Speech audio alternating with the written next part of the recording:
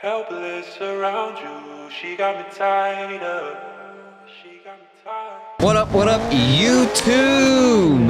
If you clicked on this video, you came to learn how to drift. We're gonna start things off with the tune.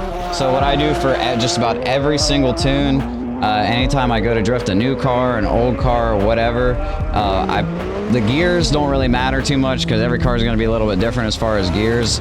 Usually I use the stock gears, but sometimes you got to adjust it. You want to keep your gears like in a 90 to 120 range. That's where you want to be at for drifting. At least that's where I like to be at. I can't speak for everybody, obviously.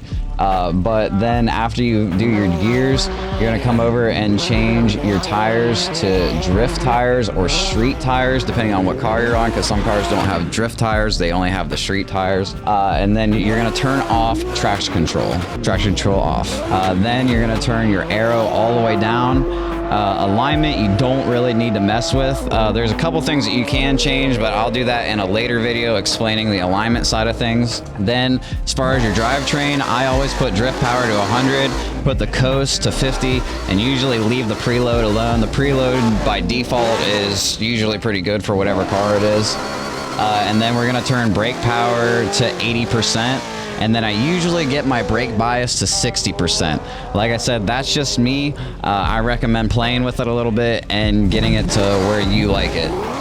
So now I'll see you down on the highway.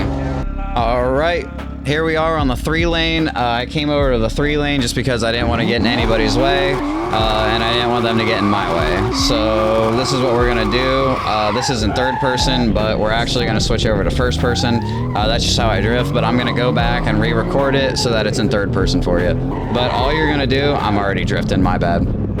So what I usually do for this car specifically, and most cars, is I keep it in 4th gear. You usually want to stay in 3rd to 4th, sometimes 5th, depending on the car, but it's all personal preference really. So what you're gonna do for drifting is you're just going to turn the wheel and hit the gas and then counter steer.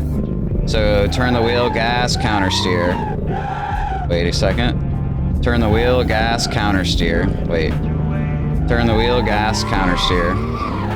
And then you're just gonna, it's all about the throttle at the end of the day. So what you really wanna learn is your throttle.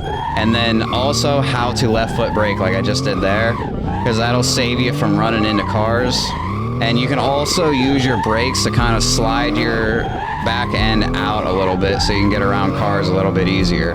But as you can see, I'm doing this one-handed. This is how easy drifting can be once you really kind of learn it.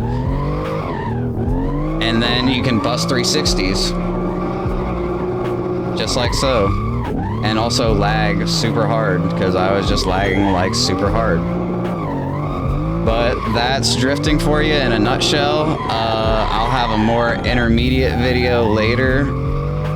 But that's just the basics of drifting. You just want to turn the wheel, hit the gas, and learn throttle control, like I didn't do right there.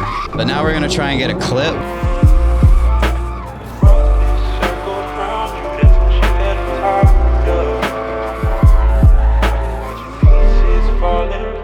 If this video helped you, make sure you subscribe. Thanks for tuning in. I love you. Eat your mom.